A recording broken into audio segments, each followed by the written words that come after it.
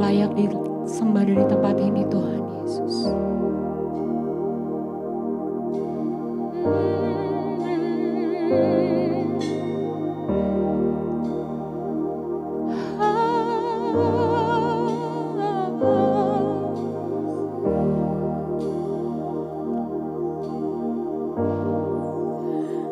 I cast my mind to Calvary, where Jesus bled and died for me. I see his wounds, his hands, his feet, my Savior on that cursed tree. His body bound and drenched in tears, they laid him down in Joseph's tomb, the entrance sealed by heavy stone, Messiah still and all alone. Come on, sing it. Oh, praise the name of the Lord our God. Oh, praise his name forevermore. For endless days we will sing your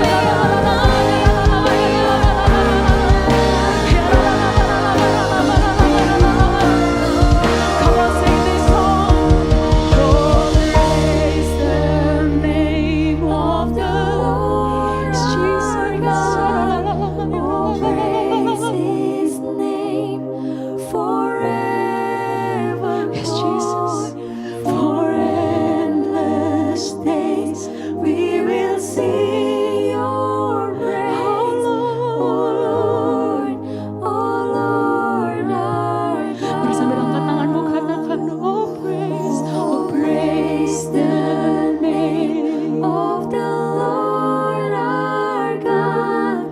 Oh, praise His name forevermore. Endless days, we will sing Your praise, oh Lord our God.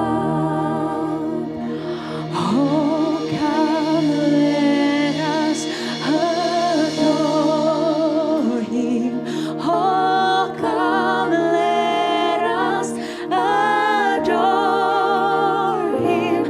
Oh, come let us adore Him, Christ the Lord.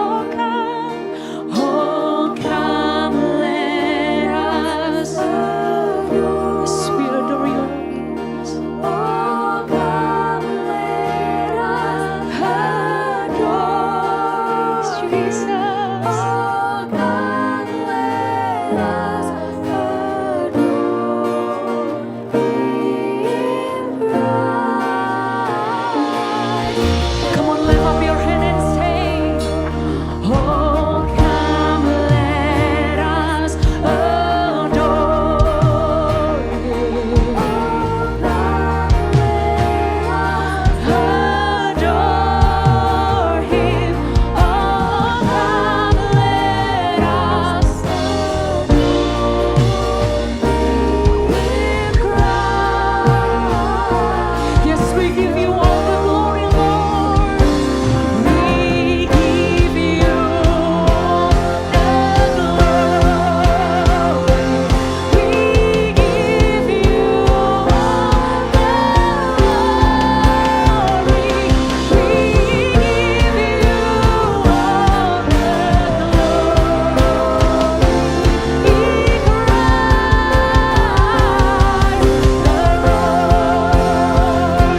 We give You all the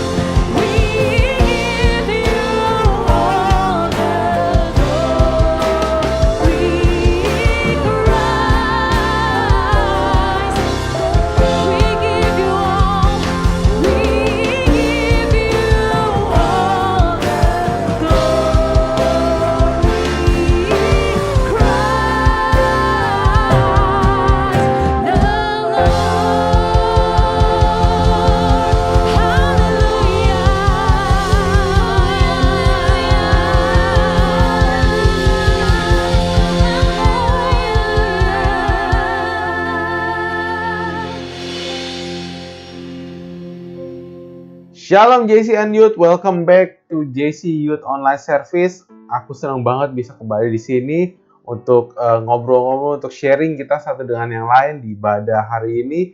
Biarlah hari ini jadi satu pelajaran yang baru juga buat setiap kita gitu ya.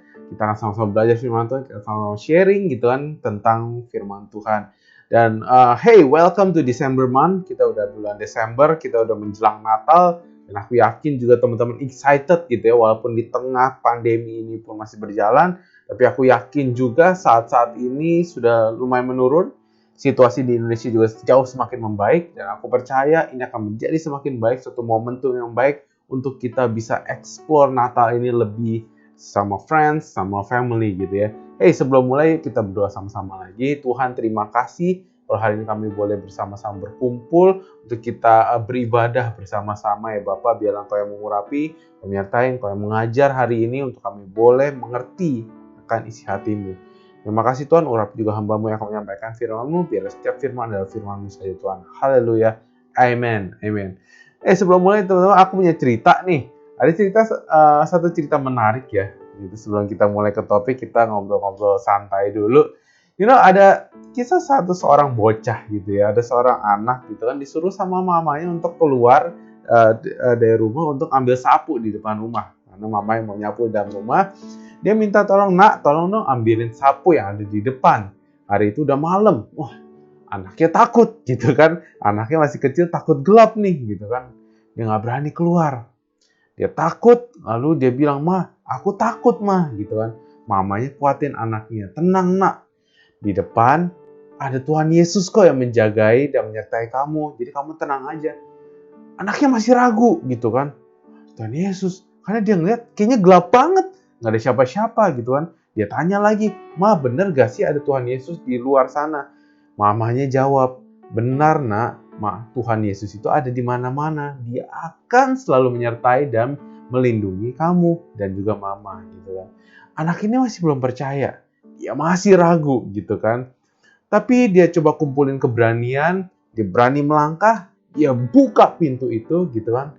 Dia lihat keluar, lalu dia langsung ngomong yang kencang. "Tuhan Yesus, kan ada di luar ya, tolong ambilin sapunya ya Tuhan. Terima kasih." Iya, ternyata dia tetap nggak berani keluar ya. Malah dia pikir minta Tuhan Yesus ngambilin sapunya, dikira pembantu kali ya. Nah, seberapa banyak sih kita yang mungkin punya ketakutan atau pernah merasa takut untuk melangkah ke suatu area atau tempat yang gelap? Atau misalnya malam deh, malam kita mau ke WC harus lewatin luar gitu kan, kita harus jalan ke satu lorong misalnya gitu, satu area, dan kita nggak berani, lebih baik kita tahan kencing aja gitu kan kalau malam. Atau mungkin kalian habis nonton film horor gitu kan, lalu mendadak malam tiba dan kalian mungkin takut tidur sendirian, kalian was-was nyalain lampu pas tidur padahal biasa matiin lampu. Atau kalau teman-teman yang youth yang udah nyetir gitu kan, mungkin di motor ataupun di mobil gitu kan, terus nonton film horor, coba cek kaca spion, jangan-jangan ada yang nongol di belakang, jadi parno gak sih? Tentu ada yang pernah merasakan takut atau mungkin takut-takut yang lain gitu ya. Terutama aku mau highlight di sini adalah tentang gelap itu sendiri gitu ya.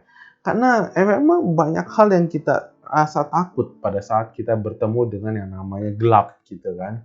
Karena banyak ketidakpastian, bener gak sih teman-teman? Di dalam kegelapan banyak hal-hal yang nggak pasti. Banyak kita nggak tahu.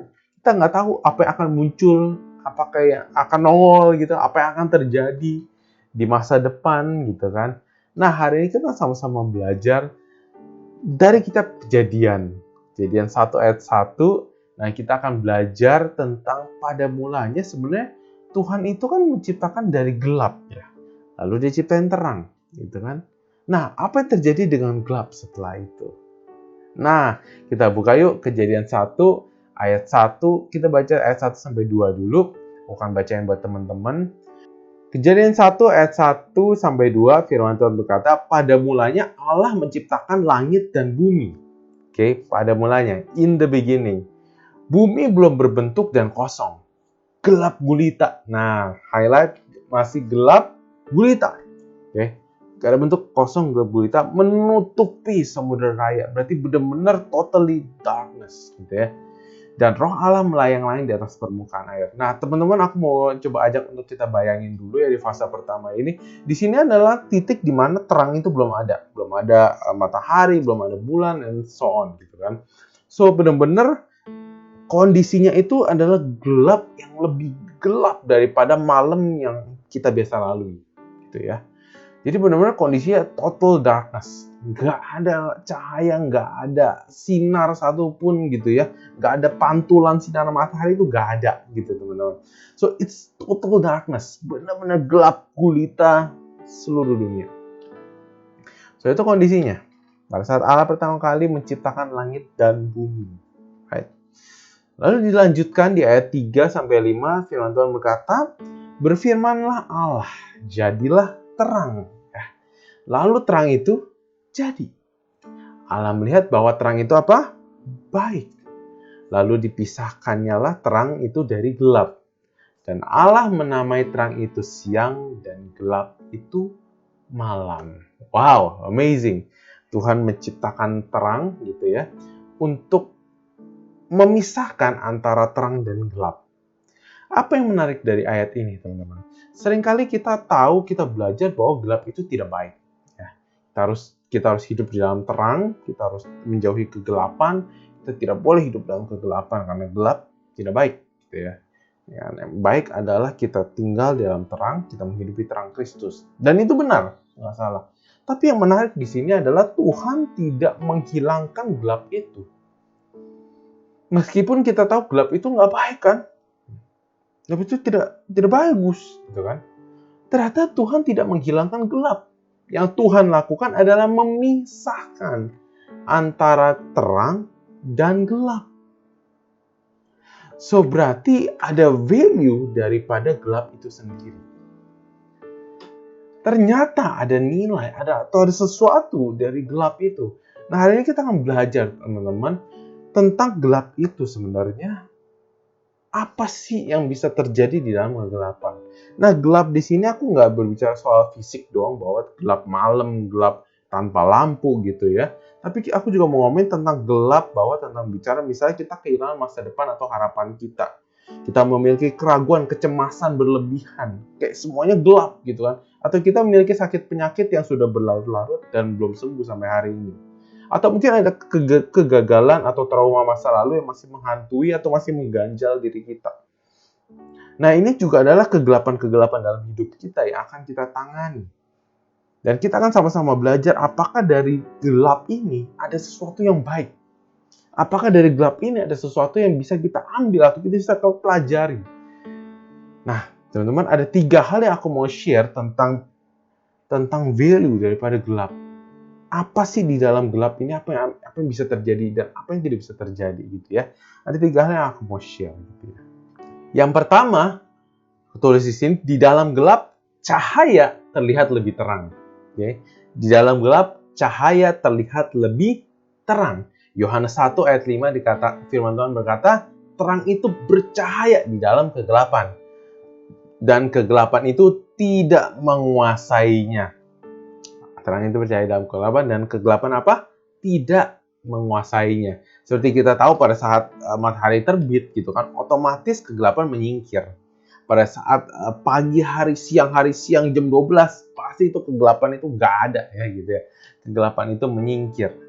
Nah, teman-teman juga bisa bayangin, misalnya ini saat ini gelap gitu ya. Semua lampu dimatikan gitu kan, dan benar-benar gelap. Kita ada terang sedikit aja, itu masih kelihatan. Ya gak sih? Terang kecil aja gitu ya, di tengah kegelapan pasti kelihatan. Beda halnya pada saat lagi terang seperti ini gitu ya. Lalu aku nyalain senter, pasti dampaknya, efeknya itu tidak terlalu signifikan dibandingkan dengan pada saat seberkas cahaya di tengah total kegelapan, ya kan? Total gelap gitu kan. Artinya apa? Artinya pada saat kita menjadi teladan, sekecil apapun itu, tapi kalau kita bercahaya di tengah kegelapan, itu akan membawa dampak yang begitu luar biasa.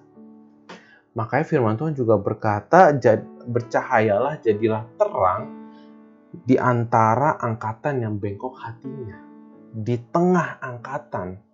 Bukan jauh, bukan di luar, bukan, tapi di tengah.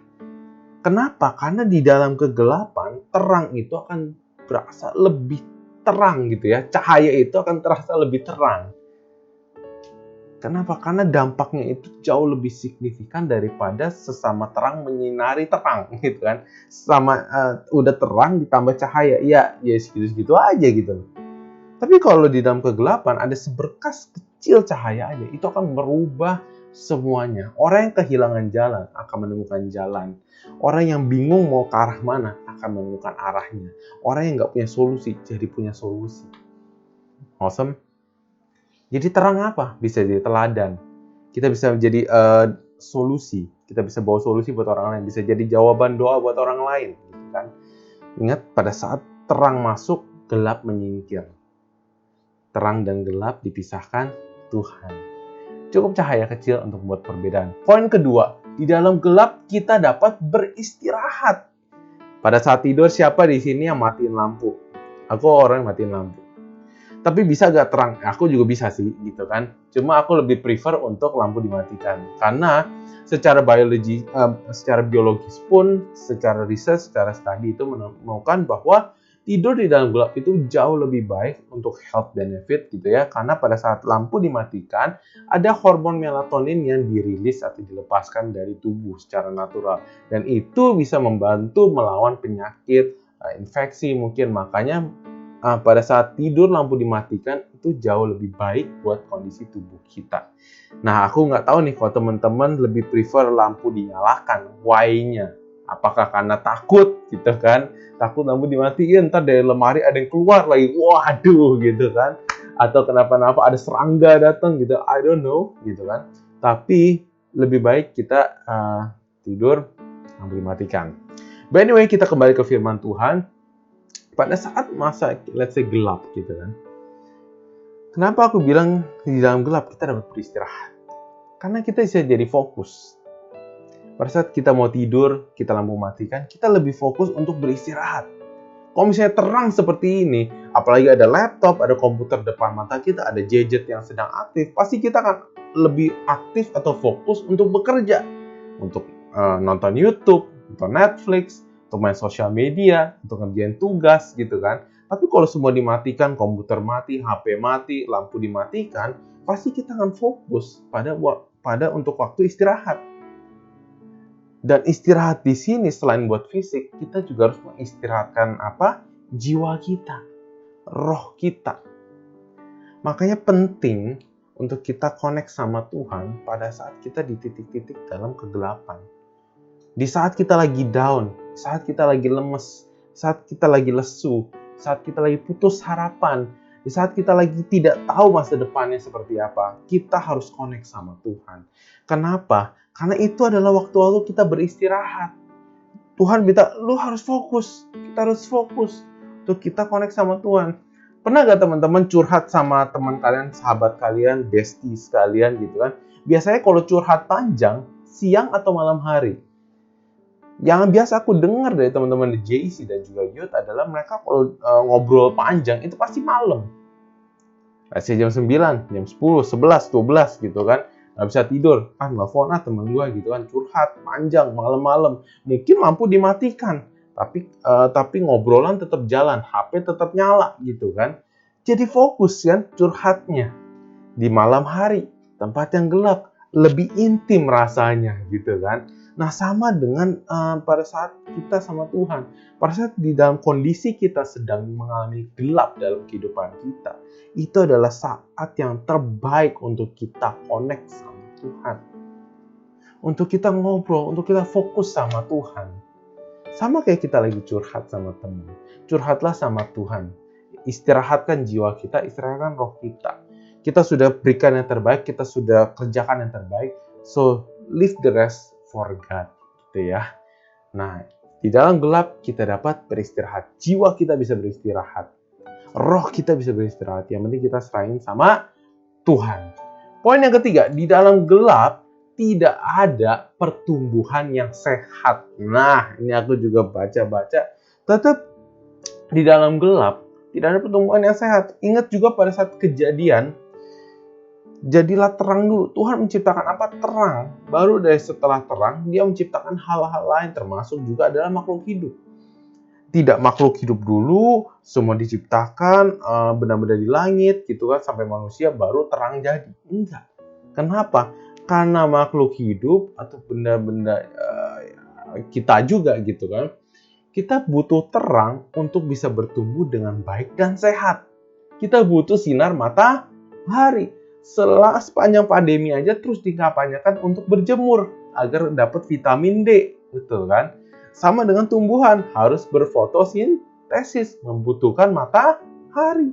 Sama dengan hewan, hewan pun perlu matahari juga untuk mereka beraktivitas, untuk mereka boleh bisa bertumbuh juga. Seandainya gelap terus, pastilah nggak akan bertumbuh. Kalaupun bertumbuh, tidak sehat. Kebayang nggak sih teman-teman, kita setiap kali bangun pagi gelap, besok gelap lagi, lusa gelap lagi, semingguan gelap lagi, sebulan gelap lagi. Pasti bad mood, pasti negatif, pasti bawaannya suram, pasti bawaannya lemes, pasti bawaannya mager. Pasti kayaknya nggak ada mood untuk hidup. Karena gelap, nggak bisa bertumbuh. Makanya kita perlu terang. Untuk apa? Kita bisa bertumbuh dengan sehat dan kita bisa berbuah. Kalau nggak bertumbuh, tidak berbuah. So, ada hal-hal di dalam gelap ini yang bisa kita petik, teman-teman. Apa yang kita bisa pelajari dari gelap? Yang bisa kita pelajari, yang bisa ambil dari gelap adalah tidak sepenuhnya gelap itu buruk, teman-teman. Ya. Makanya Tuhan memisahkan terang dan gelap. Oke? Karena kenapa? Karena di dalam gelap pun ada hal-hal baik yang bisa diambil. Dan kita pun diutus untuk menjadi terang. Lah, kalau seluruh dunia udah terang, buat apa kita diutus menjadi terang? Betul gak sih logikanya? Karena di dunia ini masih ada gelap, masih ada kegelapan dalam kerohanian dan jiwa. Makanya kita harus menjadi terang. Oke? Kita diutus loh sama Tuhan untuk kita berada di tengah-tengah gelapnya dunia. Agar bisa menjadi terang. Sekecil terang aja itu bisa merubah dunia dan sekeliling kita. Nah, yang harus kita perhatikan, teman-teman, apa sih? Yang harus kita perhatikan adalah kita diutus untuk berada di tengah-tengah kegelapan. Tapi bukan untuk tinggal di dalam kegelapan. Ini yang teman-teman harus tahu. Kita diutus untuk berada di tengah kegelapan. Untuk berada. Untuk ada. Tapi bukan untuk tinggal di dalam kegelapan. Artinya apa? Artinya kita boleh berada di tengah kegelapan, tapi jangan kita menghidupi gelap tersebut. Kita boleh ada di satu komunitas yang gelap, yang tidak percaya mungkin, yang tidak percaya Kristus, yang hidupnya mungkin berantakan, yang tidak kenal firman. Kita boleh berada di sana untuk menjadi terang, untuk membawa terang, untuk menjadi penginjilan, untuk menjadi berkat, untuk menjadi teladan. Boleh. Bahkan Tuhan yang menyuruh untuk kita berada di sana. Tapi jangan kita menghidupi gaya hidup yang salah. Banyak anak-anak muda karena merasa, oh iya dong, kita harus berteman dengan semua orang. Aku akan ada di sana untuk menjadi contoh, menjadi teladan. Tapi lama-kelamaan dia tidak menjadi terang, malah terangnya yang diredupin. Agar apa? Agar bisa diterima dulu. Ya akhirnya lama-lama diterima, dia lupa jati dirinya dia siapa. Dia adalah terang. Lupa dia adalah terang, akhirnya malah menjadi gelap. Kebablasan, ya. Makanya kita diutus untuk berada di tengah angkatan yang gelap, betul. Untuk menjadi terang. Tapi jangan kompromikan terang kita dan meredupkan terang kita. Itu ada poin yang penting. Karena nggak ada seorang pun yang menyalakan lampu gitu ya. Lalu dia taruh di bawah kolong ranjang. Nggak ada gunanya. Oke. Kalau kita hidup yang seharusnya menjadi terang, malah kita ikut-ikutan dengan dunia. Itu seperti kita menyalakan lampu, pelita, lalu kita taruh di bawah ranjang. Nggak ada gunanya. Seharusnya terang itu menyinari kegelapan, bukan disembunyikan di dalam gelap. Malah ditutup rapet-rapet, biar cahayanya nggak keluar. Nah, siapa nih yang masih seperti itu? Aduh, takut aja teladan, takut aja hidup baik, takut aja hidup bener, belum mau melayani. Ngapain sih ngurusin orang lain? Ngapain sih kita harus peduli dengan kehidupan orang lain? Ngapain sih aku harus berdoa buat orang lain? Ngapain sih harus jaga hidup bener? Ngapain sih harus jaga gaya hidup yang baik? Terus selama aku bisa berjuang, kasih yang terbaik dalam studi, karir, kerjaan, it's good gitu kan. Tapi kita harus berada lebih dari itu. Aku mau cerita sedikit. Aku di kantor kita ada, selama ini dulu tuh ada persekutuan doa. Belakangan menghilang sejak pandemi. Namun belakangan ini dari manajemen tuh minta kita bikin dulu persekutuan doa. Kan? Awalnya aku agak skeptis, pesimis lah, kayak siapa mau ikut gitu kan. Karena ya memang kita bukan yang orientasinya, ya banyak yang Kristen, cuma Bukan kayak ya kantor it's kantor gitu kan sih. Kayak siapa sih yang mau bikin persekutuan doa gitu loh. Gitu kan.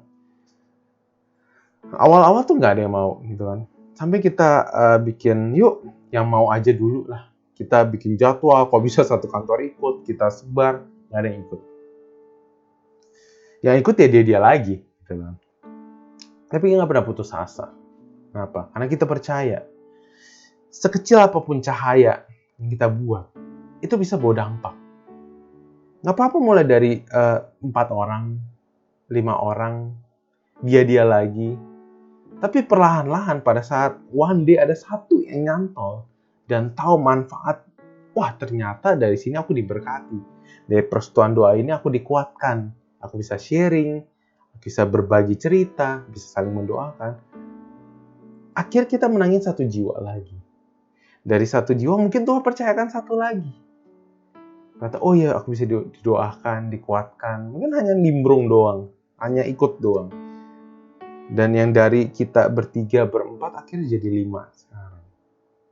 Cukup konsisten. Nah, disitulah poin menjadi terang itu seperti itu, teman-teman. Artinya apa?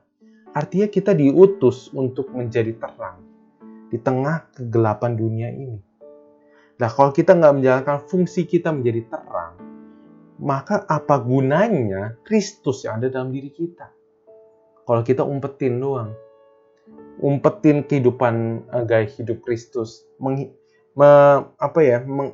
Menyembunyikan firman itu.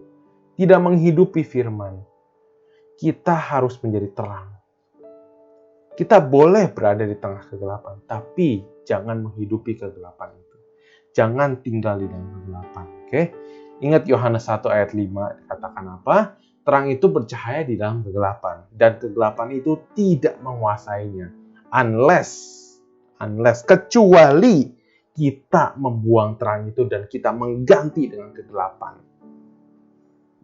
Dengan hal yang tidak benar, dengan hal-hal duniawi, dengan dosa, dengan kebiasaan buruk. Nah, itu mengganti terang menjadi kegelapan.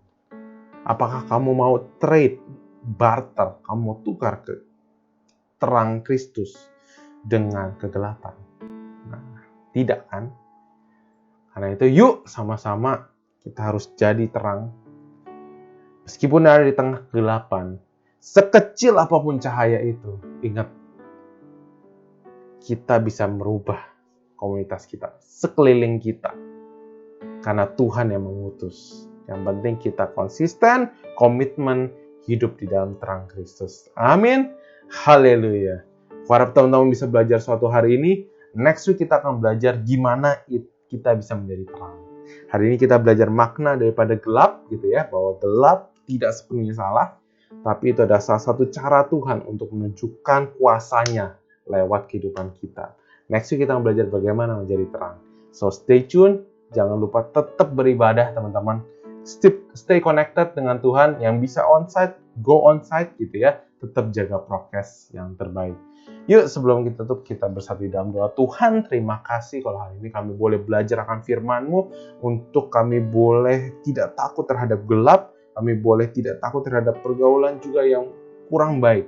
Dan kalau memang Tuhan mengutus kami untuk berada di tengah-tengah komunitas itu, berikan kami kekuatan untuk boleh menjadi terang-Mu ya Tuhan.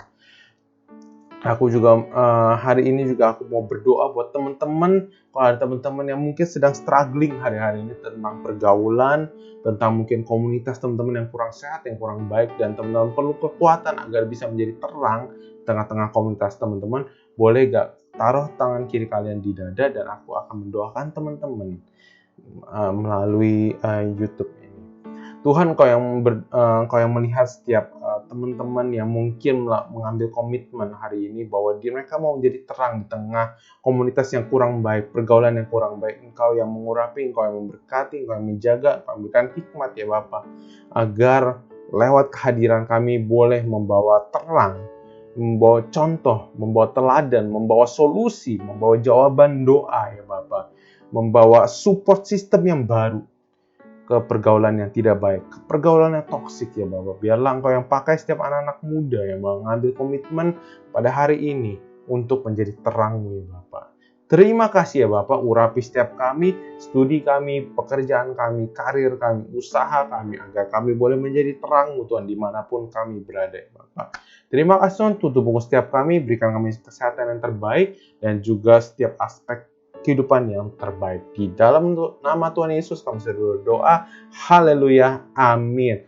God bless you teman-teman. Aku harap teman-teman belajar sesuatu hari ini. Aku harap teman-teman juga bisa dapat berkat Tuhan lewat firman Tuhan hari ini. Thank you. God bless you. See you next time. Bye-bye. Teman-teman yang dikasih Tuhan, mari kita angkat kedua tangan kita. Terimalah berkat, damai sejahtera, sukacita di dalam nama Bapa dan kasih karunia yang melimpah-limpah daripada anaknya Yesus Kristus Tuhan dan persekutuan yang manis dengan Roh Kudus. Sampai nanti Tuhan Yesus akan datang menjemput kita semua di awan-awan yang permai. Semua yang percaya sama-sama kita katakan amin.